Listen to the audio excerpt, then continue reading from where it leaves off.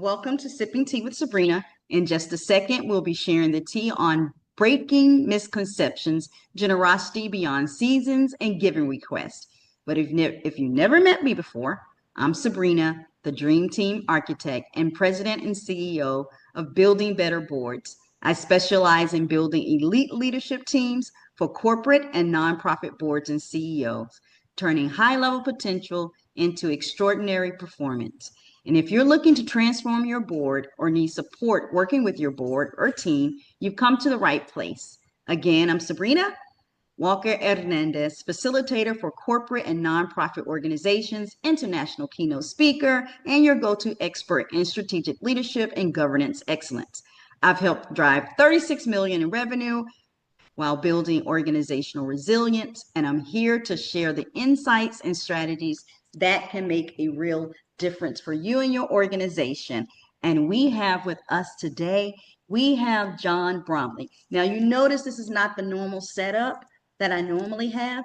Tech has been teching. So hopefully we will get through this. And John is here because he's the expert in the topic he's going to talk about is breaking misconceptions during generosity beyond seasons and giving requests.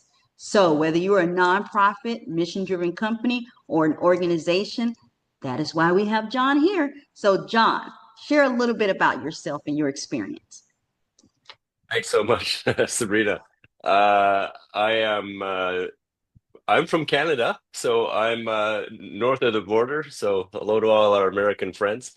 And Did I I've tell you, John, that I'm 10 miles from Mexico? So we got the thing oh, going so on. okay, there we go. All right, no, you didn't tell me. There we have it.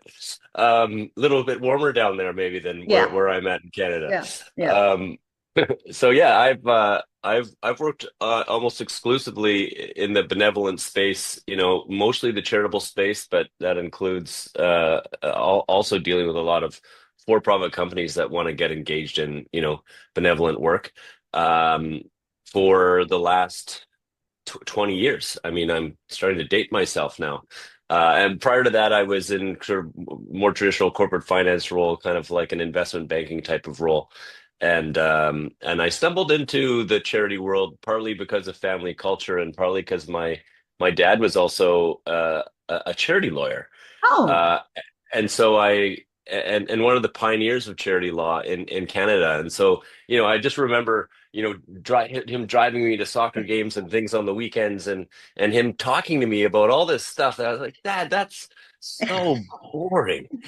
Come on, buddy. Like, let's talk about whether, who won the hockey game last night or like some rock and roll or something fun. And yeah. then, 15 years later, I'm kind of going, I wonder how much of that stuff I learned through osmosis. So, grateful to all my dad's boring speeches when I was growing up. Oh, that is so interesting. When I went to college, I did pre-law and I was going to go do charity law as well, but I went the other direction and did the master's in public administration. But that is so cool to see someone that has that osmosis of that background, right? So Yeah. thank you for being here. So I know we started off, so we're going to center ourselves because John has been so gracious and worked through some tech issues with me. And before we get started with the questions, I want to just take a few seconds to center ourselves because his energy is so great. And I want to bring that same energy to our conversation. So I'm going to do a woosah moment for my people that follow me. It's my woosah moment. And to give ourselves just that moment to regroup and come back to it. So, John, got some questions here for you. All right. All right. Okay. Woosah. Woosah, with the first one being, what are the biggest misconceptions nonprofits have about when and why donors give? Wow. Started off with a doozy. All right. Yes. Are you? Okay. All right. Well, you know, I was reading something the other day on online and it was this whole sort of psychology piece on no one's ever thinking about you. And it's not sort of talking about your partner or maybe your kids or the people closest to you, but like, no, it's like it was almost like no one cares about you. And while that's in a really extreme view, I think one of the things that's worth thinking about is the extent to which donors are regularly thinking about and regularly engaged with the charities and or Mm, nonprofits that that they give to, right? And what we aspire for, I mean, certainly the work I do is oriented towards creating a world where donors are more regularly engaged with whatever they're interested in giving back to. But I think it's important from a nonprofit's perspective to be a little cynical hmm. and kind of go, gee, like every day these people are probably a lot like you and me. Like we're Yeah. like, I mean, I've got kids, I got to get them here, I got to take them there, I got to, make some lunch, I got to get dinner on the table, and you got work to do. You're leading a busy life, and so one of the things I think is important to say is that like donors aren't always thinking about you. Yeah, that's true. I think we need to lead with that probably. So how does so if donors are not thinking about you and you are doing maybe some seasonal campaigns, and so you're thinking about them doing seasons, how does relying on seasonal campaigns or direct appeals limit a nonprofit's growth and stability? Well, you know, I think there's the building on that last thought that I just shared. Hmm. One of the limitations I think is that if you're not and I don't want to contradict myself, but if you're not Hmm. regularly sort of in front of the donor trying to, capture their imagination, Hmm. the reality that they're thinking about you is going to be even lower, Right. right? For for the average donor, the average Right. person. Hmm. There's exceptions to every rule, of course. So one of the problems with the seasonal side, at least when you're thinking from the donor's perspective, is are these guys even going to remember who I am? On the one hand, on the other hand, when so much of the seasonality, is in the fourth quarter, is as we get closer to Christmas, as we are in what we refer to at Charitable Impact as giving season. Um, you're also approaching these people who aren't thinking about you all the time when everyone else is approaching them too, Yeah. right? Yeah. So not to state the obvious, but I think those are some real quandaries for Yeah. nonprofits. Yeah. And I'll share something with you because I was a monthly giver at two different organizations. And I remember I didn't receive communication from them all year. And at the end of the year, I got as end of season appeal letter. My immediate thought was, oh, so you had my email all this time. You just chose not to communicate. But Mm, now you're asking me for money, and it made me feel like an ATM machine. And mm. I know people have said that before, but I also want you to explain because I felt like that and I'm in this business. So, what are some of the benefits of cultivating a culture of year-round generosity for both the organization and donors? Well, why do donors give? And ultimately, the answer that you can't avoid is that they're interested in the impact they're creating, right? Right. So, so you you've got to be feeding that part of what the donor, right? Mm-hmm. So those goals are achieved through the charity, right? So again, if you look at it from the donor's perspective, it's like the charity itself is a vehicle through Yes. which the donor is achieving community change, right? And Right. the charity's critical, and the people who work in the charity and the program that they were the programs they run, etc., are absolutely critical. But if you look at it from the donor's perspective, it's that they're choosing the charity to achieve the goals that the donor wants to achieve in society almost. So let's, talk to them about how that's Right. happening. Let's talk to them about, with gratitude, what's going on thanks to them, what's working and what's not. Because like, there's failure in everyone's life. Right. And those stories of failure, are almost as interesting, if not sometimes more interesting than constantly pretending as if every charity does everything successfully all the time, Yes, right? yes. And to remember that so much of tomorrow's success comes out of today's failure. Yeah, yeah. And you reminded me of something. I used to have this board member who always said, um, it's time for me to go beg again. And I would say, no, you're not begging. You're giving people the opportunity to give where their values align. And that was always what I would go back with. You're not begging, you're giving people an opportunity to give where their values align. So it kind of coincides with exactly what you just said. So I have another question here for you. So I know you talk about generosity and cultivating a culture year round, but how can nonprofits really encourage donors to give proactively rather than waiting for a request?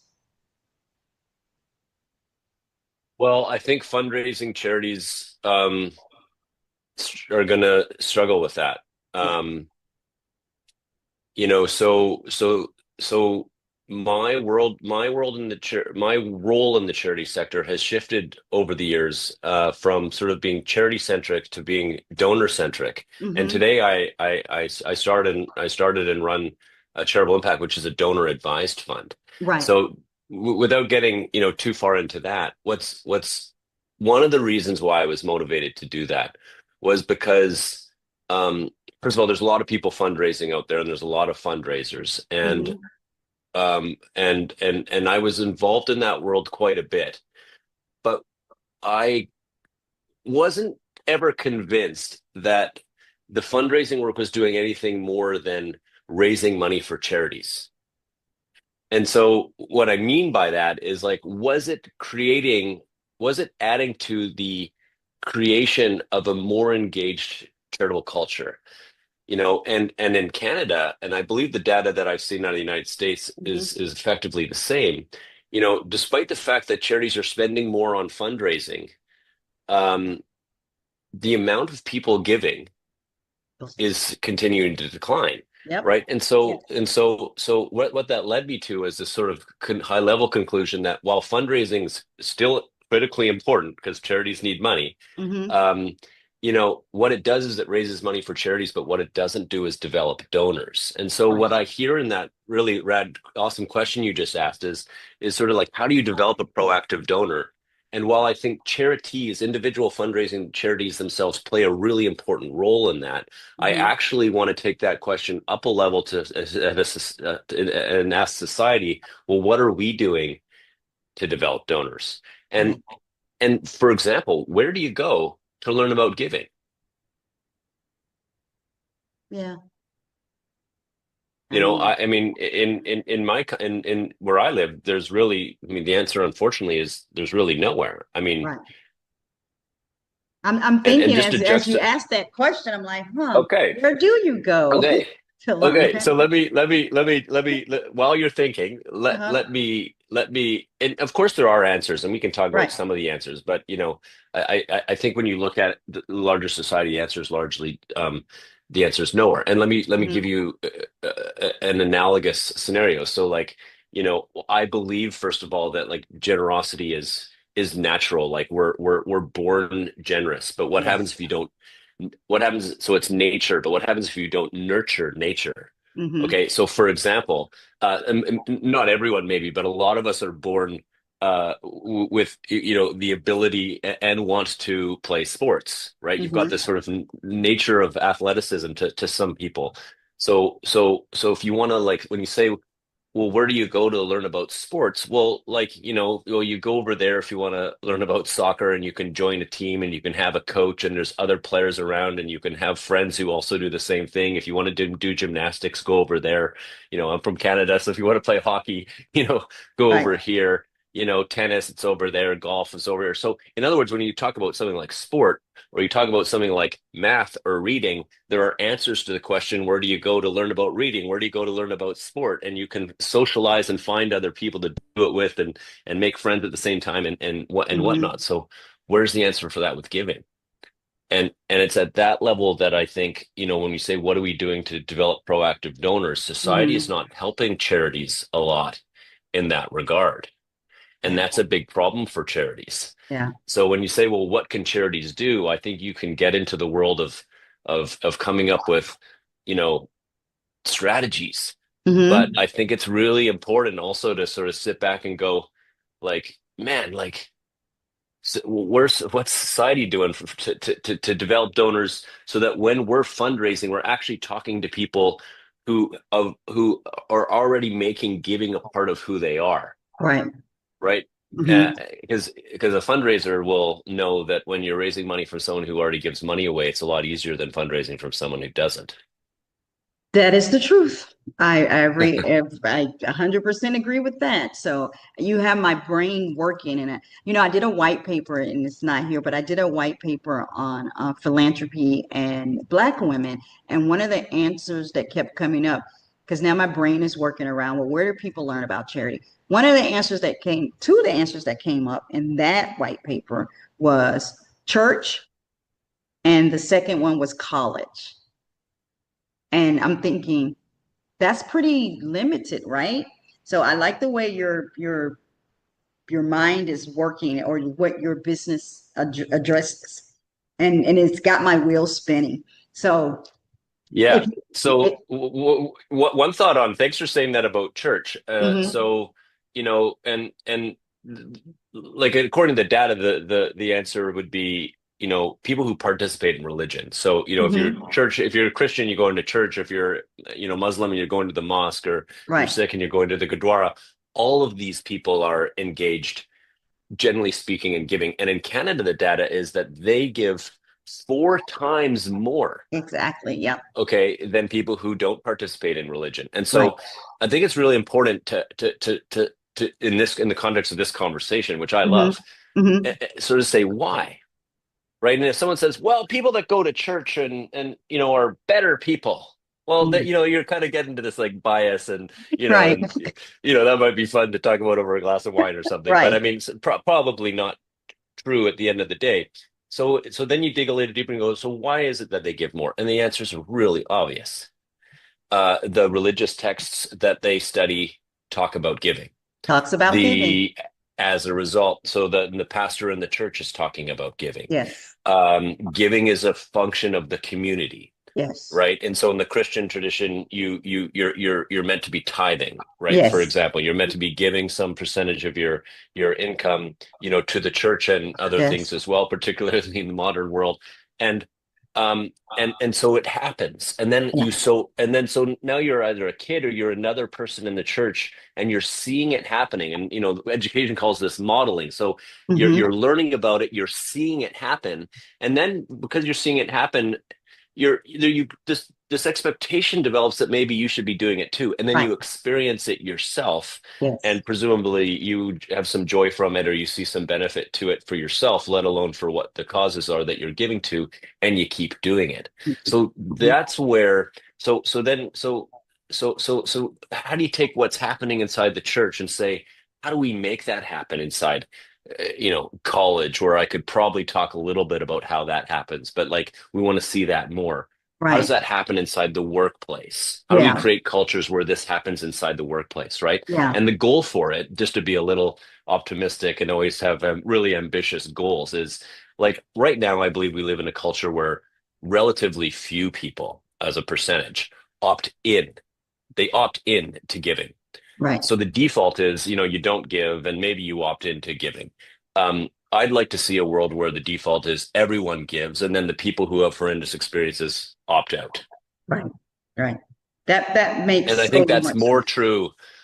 And I think that's more true of the religious community, right? Where it's an expectation that you give both theologically and community wise. Yes. And so you're in, and then maybe if it's horrible, you opt out, right? Yes. And as a No. result, they give a lot, and they're happy about giving. I mean, it's just a part of who they are and what they do. It really is a joyful process to give. It really is. So I don't Yeah, have to well, as convince the God world. commands it, Yeah, as God demands it. right? But it does make you feel good to give. And So I just thought, I know I was just going to throw that out there. So, hey, Yeah.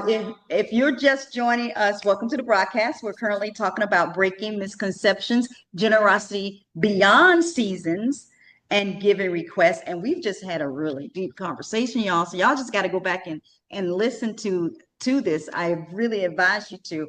Um, I am befuddled because of my next question is going to really focus in on the beyond season. And so I'm gonna retrack it. I know we started down this road that I really want to explore, but I'm going to refocus it. So, what role does donor education play in shifting giving habits beyond the holiday season? Well, gee, like what better kind of group of words, could you come up with other than donor education to start addressing the problem that we're Yeah, talking about, right? Because if being a donor, being generous, giving back is really a natural thing to humans, and it's a socialization thing. It has to be nurtured, and what's nurture? It's education. So yeah, I mean, the role is donor education is huge in that. The yeah, problem is what is donor education and where do you find it, yeah. right? And one of the things that if we're having this sort of deeper conversation, one of the things that I want to challenge nonprofits to think about it is to what extent their fundraising materials are donor education. Mm-hmm. And I'm not here to say they're not, but I would suggest that what they are, which is probably inclusive of donor education into donor education, that's cause education. You're educating someone on the specific cause that your charity is involved with. You're not really educating the donor at the level of, hey, like, right, you should make this a part of your life, and Right, and here's why it's good for right, you. And I mean, right. as you get older and it becomes more financial, here are some of the tax, even motivations to give, Mm-hmm. and and here's how you can like raise your kids to To give. participate, to have a more likelihood of participating in giving as they're older. So this level above charity, and back to my professional history, I shifted towards the creation of a donor advised fund because I had Mm-hmm. a hypothesis that I think is strong, which is that if you're really interested in donor development, you have to be able to engage with the donor at the level of whatever they are most interested in. So that like Mm-hmm. the reason they're not giving is because like, oh, I don't care about that cause. So it's like, okay, well then what do you care about? Because we just want you to give. We don't really care where you give. Right, Right. right. And so I'm really interested in the donor advised fund tool as a donor education, as a donor development tool. Okay. So I know a lot of people out here talking about donor. Well, I've been on word on the street is about donor advised funds. And so I have a set of questions here. Full disclosure. Everybody knows I have a set of questions, but I take these conversations where they go. And so this is going down donor advised fund. Educate the people a little bit more on donor advised funds and why it's when I was sitting in that seat, I retired in 2018, full disclosure. Donor advised funds was not a topic yet, or it wasn't a topic that was talked about at the conferences that I attended. Now I hear about donor advised funds a lot more. So, based on everything that you're saying, it clicked in me. I'm like, yes, we focus on our cause, not creating a culture of philanthropy is what I'm kind of hearing, but in a different way. So tell us, educate us, this audience, and myself on donor advised funds. Well, think of a donor advised fund like a bank account for your charitable giving.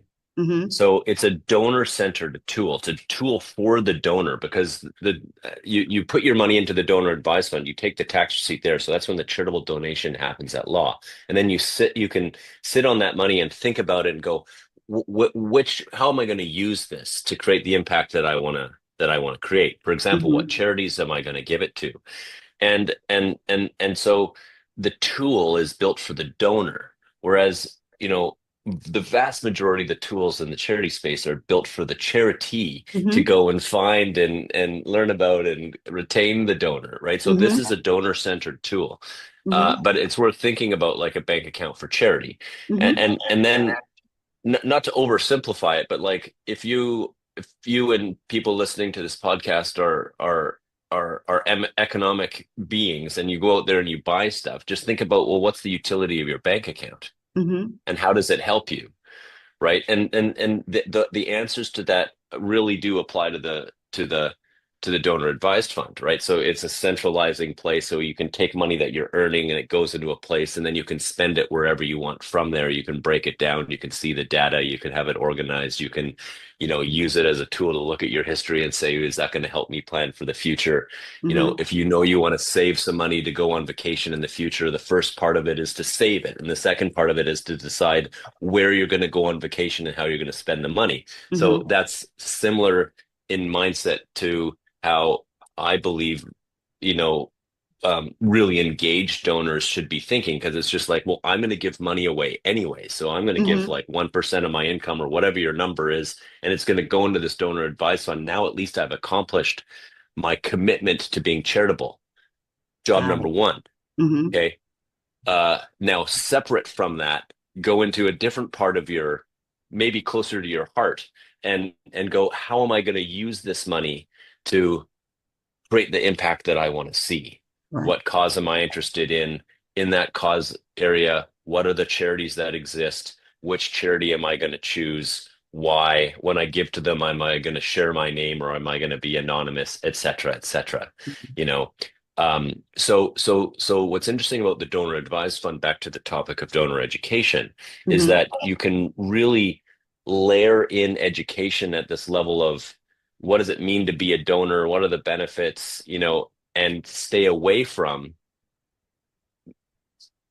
I was going to try use the word education, but educating the donor, but really selling the donor Mm-hmm. on which charity to give to, Right. which can get in the way of education. And where it can get in the way is like, well, I might be interested in giving, but I'm not interested in giving to that charity or that cause. And so the donor shuts off, right? Mm-hmm. Whereas in a donor advised fund world, you're really just talking about, about your commitment to giving. And if you're charitable, just give into your impact, into your account. We call it an impact account at Charitable Impact. Give into your Mm-hmm. donor advised fund, and then shift gears after that, whether it's the next day or the next week or the next month, and think about how you're going to use that money to create impact in society, and then get engaged with what you love, with what you love. Okay. So what I hear is, and I'm gonna wrap it up with a question, because my mind, CEO fundraiser. So what I hear is there is a database of donors who are who have a fund, and they are have like a list of types of organizations that they want to give to. If I'm the organization, how do I, if I want to educate and I don't want to sell, but then how do I position myself to be a benefactor of a donor advisory fund? Well, now that is the topic of a whole other conversation, Sabrina, and it's a wonderful question. And it's because donor advised funds, they're not new. They've been around forever. Mm-hmm. But traditionally they've been really positioned, with the high net worth crowd. And what's Yes. happening in Canada and in the United States is Mm-hmm. that some leaders behind donor advised funds like myself are making them accessible to everyone. And so now, Mm-hmm. we have as many, average income donors using our donor advice, in fact, way more average income donors using our donor advised funds than high net worth. It's just that they give a lot more money.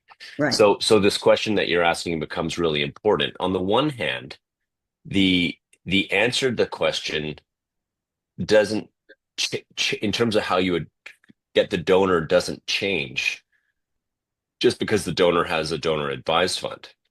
They'll just they'll pay for their donation out of their donor advised fund rather than straight off their credit card, Got right? it. And so in terms of finding the donor and convincing them to give to you, whatever traditional means you're using are going to work anyways, because like, how do you don't know whether a donor has a donor advised fund or not necessarily, Right. right? And so the pitch doesn't, the finding the donor doesn't really change. unless of course the donor advised fund gives you access to them, in which case you can create specific strategies. But most important is to focus on the fact that like someone's life doesn't completely change just because they have a donor advised fund. What changes in how they access what they care about. So what changes is that where they're going to draw the money from in order to give you the donation. So you still have to attract and retain the donor in the donor advised fund. Got it. Okay. That makes sense to me. And so a donor or someone that's has a donor advised fund, they can still be a monthly giver. They could still you still need to steward and be consistent year round and cultivate them. All the things still apply. It's just now these donors are, you know what keeps flooding to me, John, is keeps flooding to me. Oh, I don't have to. This is going to sound horrible, but I want to say it anyway. I don't have to buy that raffle ticket to support that organization. I don't have to buy, everybody is always kind of hitting you up for things. And if I am more strategic, I can create my donor advice fund. And like you said, like an account and do it from there. I'm processing information as I'm listening to Yeah. you. So, like, do you mind if I respond to that? Yes, please.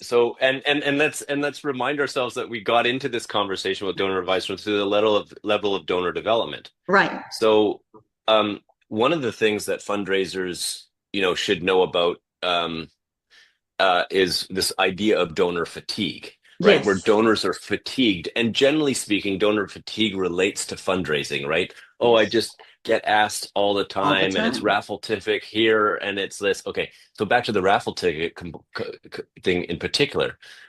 If we're trying to develop donors, what we want is we want people to get to the point where they commit to being charitable. Yes. And it's not an intention, it's an action, Yes. right? Born to differentiate. I intend to be a good person, and I actually do things that make me a good person, right? So you got to commit to being charitable, and then you got to do it. And so what the donor advised fund does, using your words, is it allows you to be more strategic and commit at a level to say, okay, I'm going to do this kind of my way, and the commitment is really about me doing this. Right. I'm committing to being charitable, making giving a part of my life. Right. Um, and the donor advice fund becomes the tool for that person. Once the money's in there, without going too far into my dad's world of charity law, you can't take the money back, right? So that money Mhm. is in there. And now it shifts to, okay, how am I going to use that money to create the impact I want to give? And what we find at Charitable Impact is the donors who start committing to the donor advised fund shift their mindset and they end up becoming, in my language, better donors. And Mhm. not necessarily all the charities going, oh, they're better donors. I think you'll see that over time, the charities figuring it out. But they become better donors because they become proactive. They Mhm. shift from, oh, I just give when asked to, you know what, I commit to a budget maybe every year, every month. I put it into my account every month off my credit card, and now I've got $100 going in, and I'm going to be thoughtful about where it's going to go. And then when the raffle ticket thing comes around, they if they say no kind of knowing that they're already doing something anyway. I mean, do you Right. ever go to the grocery store and get asked, to give money away? And that happens in Canada all the time, right? You get to the till and you're there paying and kids are, sneezing and stuff and you're like you're disheveled and hey, well, you want to add a couple bucks to this thing? I just remember in my early 20s and 30s. I'm 47 now. Kind of going, oh yeah, like, gee, I really feel bad when I don't do that. Well, Mhm. I was a donor at the time. I'm still a donor today. Today, I put money regularly into my donor advised fund, and I say no to fundraising requests all the time, but with way less kind of personal guilt Right. because I know that it's like, well, I'm just kind of saying no to giving here right now to you. I'm going to go home and do it more thoughtfully and and achieve the goals that I want to achieve. Right. Okay. This is And awesome. in that world, my hypothesis is, and I'm not alone in this, is that the donor advised fund lets us develop more donors. And as we develop more donors, there's more people actively participating in charity. And when there's more people actively participating in charity, it's easier to fundraise. And Yeah. so the hope is that in the ideal world, something like the donor advised fund really acts for the donor to capture their charitable actions, especially on giving money away, just that charitable commitment. And then fundraising starts to shift from being focused on, oh, actually give money away and give it to me, to the charity, Hmm. to just give it to the charity. And so the Hmm. fundraising in the future, in this ideal world that I can envision, becomes much more about the cause and the pureness of their programs and why giving to them is more in fact impactful than maybe giving to another charity. And that whole aspect of like, oh, and it's important to give money away starts to shift Right. away from the fundraising because people are already giving money away at this level above. And so they're just now the fundraising shifts to allocate money to us, allocate money to us out of your charitable budget because we're really good at fulfilling the change that you donor want to see. Right. And we know you're already committed to being a donor because you've already given money away. You're just now allocating it to us. Right. Right. This is so interesting. It's a shift for a lot of people. So I want to thank you for sharing your time with us today. It makes me want to pause a little bit on me and just kind of reflect and say, okay, maybe this, I like strategy. I love being strategic. And that's applying that strategy to giving is something that appeals because one of the goals that I have for myself, and I'll share this with you and with the audience, is I want to be a legacy giver. I want to be intentional about the impact that I leave when I leave the world, right? And so this is really appealing. And so thank you for sharing and for coming on the stage with me. I have one thing I have to do, and I have to let people know if they're interested in engaging their board in fundraising. Then the next step is to visit my website at www.buildingbetterboards.com to check out my service. You're watching this in broadcast, you can put your questions in the comments. I'm not going to talk about donor advice, but I'm going to make sure that my friend John here gets that question and he can answer that for you. I am learning as I sit here myself. So, John, again, thank you. This has been one of these aha moments for me as a person who's in this, and I feel as very philanthropic. So, how can people get in contact with you?